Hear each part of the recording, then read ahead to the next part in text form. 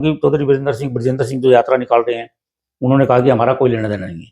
राव बृजेंद्र सिंह ने भी कहा, दूसरे लोगों को कहा, इस यात्रा से हमारा कोई आधिकारिक कांग्रेस की यात्रा नहीं है, कांग्रेस की यात्रा नहीं है। वो हालांकि वो कांग्रेस के बड़े नेता हैं। जब बृजेंद्र सिंह शामिल हुए तो राहुल गांधी से और खड़गे साहब से सीधा मिले थे वो, और उनको एक आश्वासन भी दिया था, टिकट का भी आश्वासन दिया था, और ये कहा था कि आप हमारे बड़े नेता। उसके बाद से बृजेंद्र सिंह जी पार्टी में रहते हुए भी एक इग्नोर से महसूस कर रहे हैं। चौधरी अभय सिंह चौटाला जैसे आपने बात की, वो एक बड़े दिलावर नेता हैं, बड़े कद्दावर नेता हैं। उन्होंने कभी भी जनता से झूठ बोलकर बरगलाने का प्रयास नहीं किया, सीधी स्पष्ट वो बात करते हैं। दोस्तों नमस्कार, मैं हूं सुरेंद्र नैन और मेरे साथ आज मौजूद हैं हरियाणा के जाने माने पत्रकार मनोज हिसारी जी। मनोज हिसारी जो है वो वरिष्ठ पत्रकार हैं और लंबे समय से जो है वो चाहे प्रिंट मीडिया की बात करें या इलेक्ट्रॉनिक मीडिया की बात करें तो ये उसमें काम कर रहे हैं, और समय समय पर जो इनके लेख हैं वो भी आप विभिन्न समाचार पत्रों में देखते रहते हैं। आज का हमारा चर्चा का विषय रहेगा कि आखिर जिस तरीके से हाल ही में बिहार में जो चुनाव हुए और चुनाव के जो नतीजे आए, और जिस तरीके से तमाम पार्टियों ने, चाहे एनडीए की बात करें या महागठबंधन की बात करें, किस किस तरीके का रोल उन्हें अदा किया, और उसके बाद हरियाणा की जो राजनीति चल रही है, हरियाणा के तमाम पार्टियों की तमाम नेता जिस तरीके से कहीं न कहीं अपनी और अपनी पार्टी की उपस्थिति दर्ज करा रहे हैं, आखिर उनके लिए ये जो चुनाव आया है, बिहार का जो नतीजे आए हैं, ये आखिर उनको कितने निराश और हताश कर रहे हैं, और आखिर किसके लिए ये नतीजे जो है वो फायदेमंद है, सारी की सारी बातें करेंगे। मनोज जी, बहुत बहुत स्वागत है आपका। नमस्कार। चैनल के सभी दर्शकों को, हरियाणा ही देश का लोकप्रिय चैनल है, सभी दर्शकों का स्वागत है। सर, कैसे देखते हैं आप जिस तरीके से बिहार में, हालांकि एनडीए की बात करें, सभी पार्टियां जो है वो भी अपना काम कर रही थी, प्रचार कर रही थी, जिस तरीके से अपनी योजनाओं को बता रही थी, और लंबे समय से वहां नीतीश कुमार जो है वो मुख्यमंत्री बनते आ रहे हैं, और उसी के तहत हम मुख्य विपक्षी दल कांग्रेस की बात करें, खासतौर पर राहुल गांधी की बात करें, पूरा आईडी चोटी तक का जोर उन्होंने लगाया, वोट चोरी का मुद्दा है उसको उठाया, और कुछ दिन पहले जिस तरीके से जब चुनाव की जो वोटिंग होनी थी उससे पहले ठीक हरियाणा में पूरा का पूरा एक ब्यौरा उन्होंने बताया कि आखिर हरियाणा की सरकार को चोरी की सरकार उन्होंने बताया। तो तमाम की तमाम चीजें उन्होंने बताई, लेकिन बावजूद उस पे गठबंधन के दौरान 60 सीटों पर चुनाव लड़कर मात्र 6 सीट जीतने में वो कामयाब रहे। कैसे देखते हैं आप? दोनों बातचीत आपने की। पहली बात तो जो बिहार चुनाव की बात है, इसमें इस बात को आप समझ सकते हैं कि लड़ाई का मैदान हो, चुनाव का मैदान हो, हर दोनों जो आमने सामने लड़ाई लड़ने वाला होता है, रणनीति तैयार करता है। वो युद्ध की बात हो या चुनाव की बात हो, लोकतंत्र में चुनाव की बात हम कह सकते हैं। लेकिन उस रणनीति में एक बड़ा हिस्सा जो पार्टी तय कर लेती है, जो नेता तय कर लेता है, उसकी जीत तय है। इसमें कहना कोई गलत बात नहीं है जी, और इसमें कोई बुराई भी नहीं है। आज भारतीय जनता पार्टी की बात करें तो एक लंबी रणनीति लेकर, एक स्टेट की बात नहीं, एक राज्य की बात नहीं, पूरे देश में एक लंबी राजनीति की तैयारी 15 साल से भारतीय जनता पार्टी ने की हुई है और आने वाले समय के लिए भी तैयार है। तो उस रणनीति में जो भूमिका भारतीय जनता पार्टी के, हम कह सकते हैं प्रधानमंत्री से लेकर लोकसभा के जितने भी नेता हैं, राज्यसभा के जितने भी नेता पार्टी के, सभी ने अपने अपनी रणनीति तय की।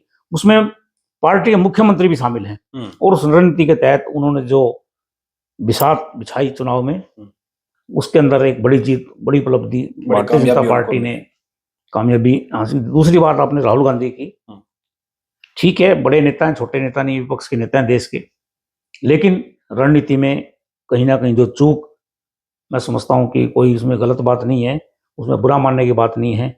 उनकी रणनीति कई बार उस लेवल पे नहीं जाती जो उनको सामने वाली पार्टी से लड़ाई लड़नी होती है। जिस तरीके से एक साल पहले हरियाणा में भी चुनाव हुए थे, हालांकि कहीं न कहीं जब हम सर्वे करते तो कहा जाता था, और खासतौर पर कांग्रेस के लोग कह रहे थे कि ऐसी लहर जो है कांग्रेस की बनी है और इतनी सीटें आएंगी, और कहीं न कहीं लेकिन हुआ उसके उल्ट, ऐसा कुछ नहीं हुआ।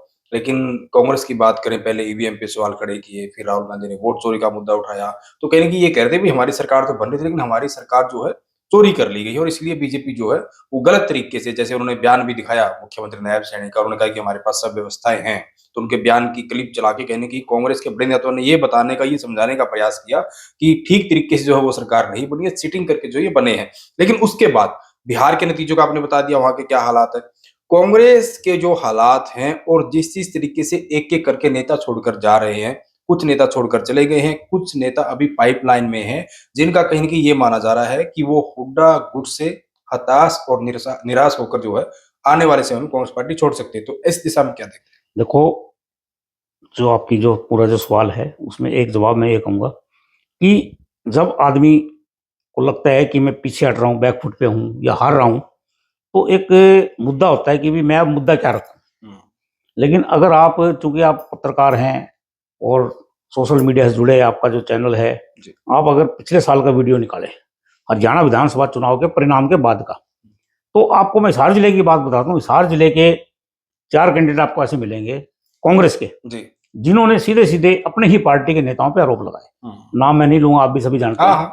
उन उम्मीदवारों ने सीधे नाम लगाए, आप उनका वीडियो देख सकते हैं कि मुझे इस नेता ने हराया, मुझे इसने हराया, मुझे इसने हराया, और सभी के सभी आज वो नेता साइलेंट हैं। एक नेता तो भारतीय जनता पार्टी में चले गए और जिसको टिकट नहीं मिली वो भी पार्टी छोड़ रहे हैं।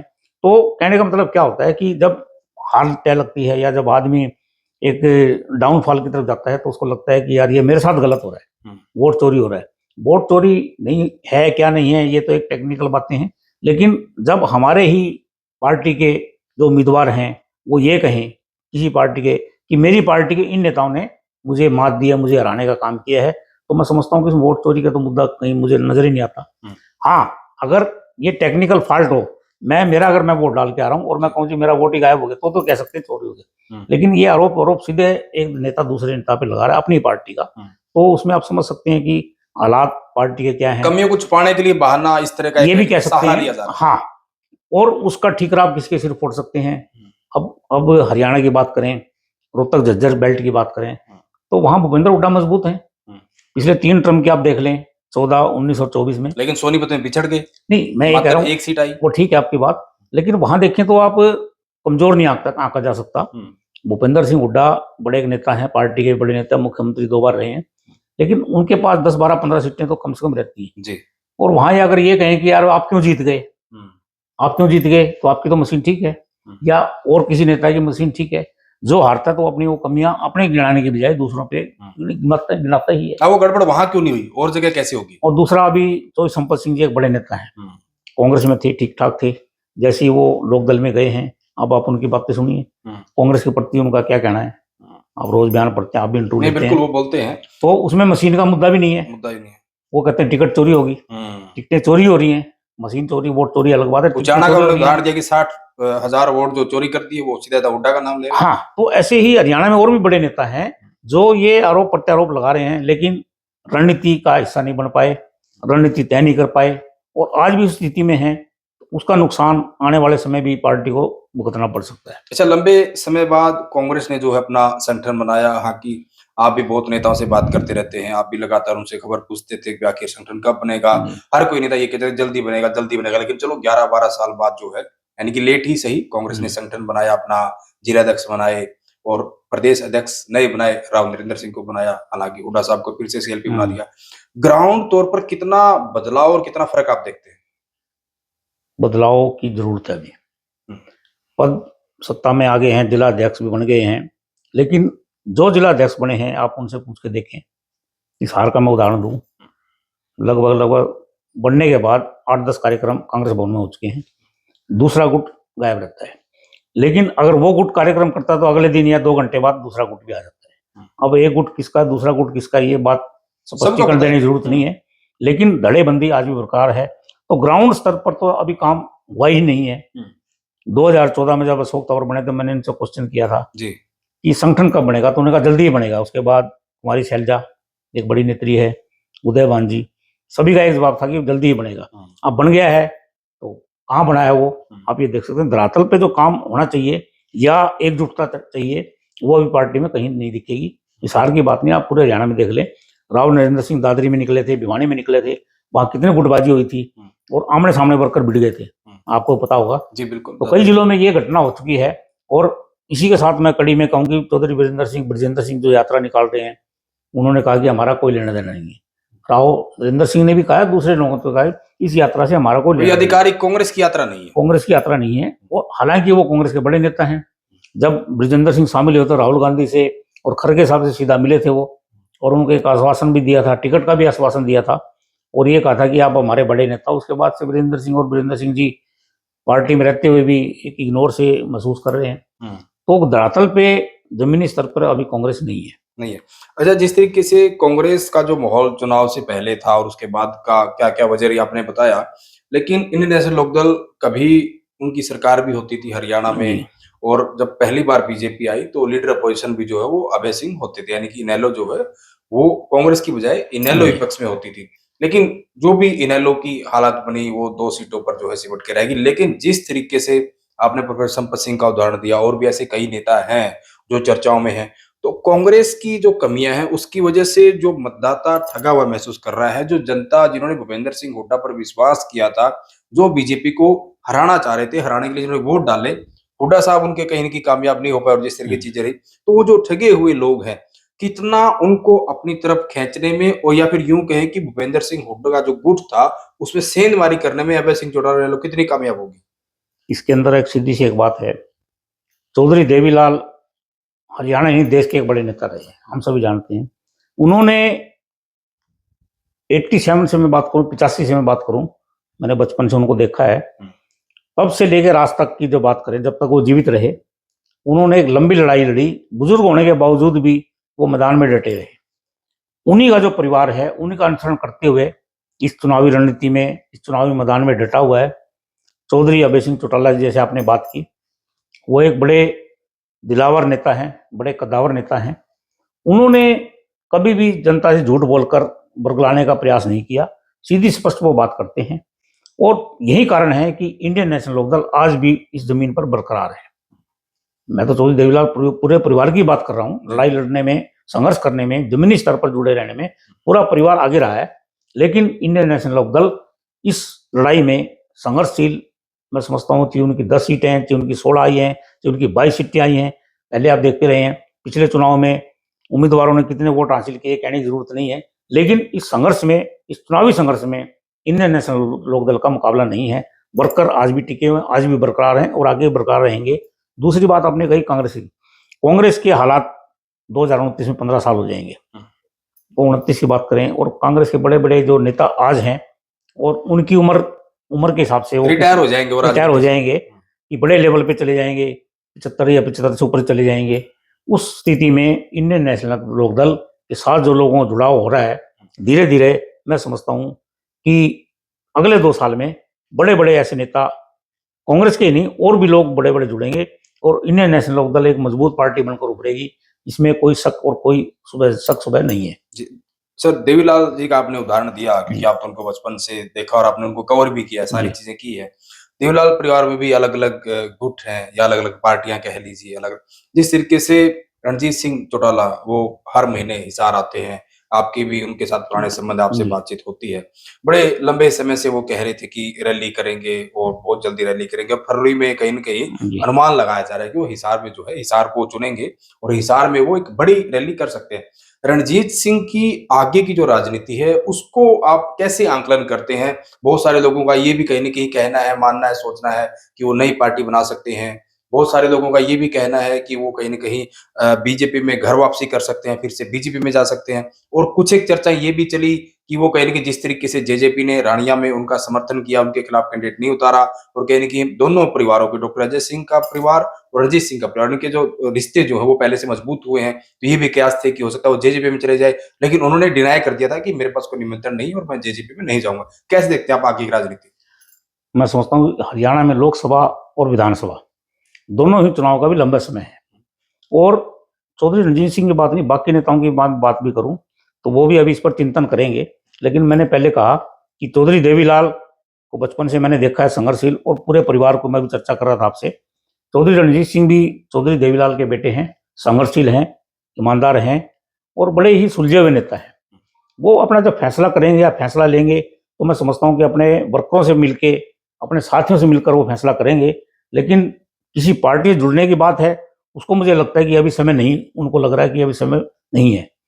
और दूसरी बात यह है कि जो बिहार चुनाव की जो सबकी नजरें थी, हरियाणा ही नहीं पूरे देश की नजरें बिहार पर थी, और उसमें हरियाणा के नेता भी, जैसे कांग्रेस ने भी कहा कि हम 14 नवंबर के बाद आगे की जो रणनीति बनाएंगे हरियाणा में, तो हर आदमी 14 नवंबर की इंतजार कर रहा था। और चौधरी रणजीत सिंह भी अपना काम तो वो कंटिन्यू कर ही रहे हैं, कई सालों से हम देख रहे हैं, मैं मिलता भी हूँ, रेस्ट हाउस में आते हैं और उन्होंने एक तय फिक्स भी किया हुआ है। लेकिन मैं समझता हूँ कि वो अपने सुलझेपन का जो फायदा वो लेंगे, पार्टी बनानी है, किस पार्टी में जाना है, किस में नहीं जाना, मुझे लगता है कि अभी जल्दबाजी वो नहीं करेंगे। लेकिन ये तय है कि अपनी राजनीति को बरकरार रखते हुए अपने वर्करों से राय लेकर अगला कदम उठाएंगे। मतलब वो वेट एंड वॉच की स्थिति में रहते हैं। यस। अच्छा, आखिरी कमेंट सर आपसे लेना चाहूंगा। तमाम पार्टियों की हमने बात की, एक पार्टी थी जननायक जनता पार्टी, पिछला जो सरकार का कार्यकाल था उसमें वो गठबंधन के सहयोगी थे, सरकार में उनकी हिस्सेदारी थी, डिप्टी सीएम रहे दुष्यंत चौटाला। हालांकि उचाना में विधानसभा चुनाव हुआ तो वो 5वें नंबर पर खिसक गए, लोगों का गुस्सा बहुत ज्यादा था। फिर से वो कहीं ना कहीं लोगों के बीच जा रहे हैं, हर जिले में कार्यक्रम हो रहा है, युवा सम्मेलन जो वो हर जिले लेवल पे कर रहे हैं, तो वो भी कहीं न कहीं अपना लंगोट कसे हुए हैं। डॉक्टर अजय सिंह लगातार लोगों के बीच जा रहे हैं, दुष्यंत जा रहे हैं, दिग्विजय जा रहे हैं। जेजेपी की राहें 4 सालों में कितनी आसान, कितनी कठिन आप मानते हैं? सत्ता में रहने के बाद जो अगले चुनाव में उनको नुकसान हुआ है, वो एक अलग स्थिति है। लेकिन फिर मैं दोहरा रहा हूँ कि ये उसी परिवार से जुड़े हुए हैं, जिन्होंने हमेशा संघर्ष का रास्ता अपनाया है। और दुष्यंत चौटाला को भी मैंने देखा जब वो सांसद थे, जी। ग्रांटों की बात करें, तो उन्होंने ऐसी-ऐसी ग्रांटें प्रयोग में लाए, जो पिछले सांसदों की बंद हो गई थी। जो लैप्स हो गया था जो पैसा, लैप्स हो गई थी, उसको निकाला। उन ग्रांटों को उन्होंने निकाला। और मैं राष्ट्रीय दैनिक अखबार में था, तो मैंने उनको छापा भी था वो, जी। कि उन्होंने ये ग्रांटें फलां-फलां सांसद की लाकर उसको लगाने का काम किया है। और भले ही वो सत्ता में थे भाजपा के साथ, और उसके बाद उनका चुनावी समीकरण बिगड़ गया, कुछ भी उसका कह सकते हैं, वो एक अलग बात है। लेकिन मैदान में वो डटे रहेंगे और अपनी रणनीति को बरकरार रखते हुए अगले चुनाव की तैयारी में वो लगे हुए हैं और लगे रहेंगे, पीछे नहीं हटेंगे, मैं समझता हूँ। पीछे नहीं हटेंगे। हाँ, क्योंकि ये क्रिकेट की जैसे पारी खत्म होती है ना, कि भी पारी खत्म होगी यार, आप अपने बैट समेट लो, बॉल बाल ले लो। लेकिन राजनीति में मैं समझता हूँ कि जो लोग राजनीति में हैं और सक्रिय हैं, वो कभी पारी समाप्ति की घोषणा नहीं करते, हमेशा मैदान में डटे रहते हैं। रन 4 बनने हैं, रन 400 बनने हैं, वो एक अलग बात है। लेकिन पॉलिटिकल परिवार है, राजनीतिक परिवार है, या राजनीतिक की जो लड़ाई लड़ रहा है संघर्ष से, वो कभी अपनी राजनीतिक पार्टी की समाप्ति घोषणा नहीं करता और आने वाले संघर्ष के लिए तैयार रहता है। बिल्कुल तैयार रहता है। बहुत बहुत शुक्रिया सर बातचीत करने के लिए। तो ये थे वरिष्ठ पत्रकार मनोज हिसारी जी, और तमाम पार्टियों को लेकर और तमाम नेता लोगों के बीच जा रहे हैं, उनको लेकर आखिर क्या कुछ इनका मानना है उन्होंने बताया। और आखिर जनता, आपको क्या लगता है कि जो कहीं एक माहौल हरियाणा में बना हुआ है, बहुत सारे लोग जो वो ठगा हुआ महसूस कर रहे हैं, बहुत सारे लोग सरकार से खुश भी हैं, लेकिन हर किसी की अलग अलग राय है। बेरोजगारी का अलग मुद्दा, बहुत सारे ऐसे मुद्दे हैं और ये मुद्दे ऐसे हैं जो कभी खत्म नहीं होते। लेकिन आखिर आपको क्या लगता है कि जो स्पेस एक तरीके से बना हुआ है, इसमें आखिर कौन सी पार्टी और कौन सा हरियाणा का नेता जो है वो आने वाले 4 सालों में और ज्यादा लोगों के बीच जगह बनाएगा? आखिर क्या लगता है आपको हरियाणा के आगे की राजनीति को लेकर? आप कैसे देखते हैं? खुलकर कमेंट करें और वीडियो को दबाकर शेयर करें।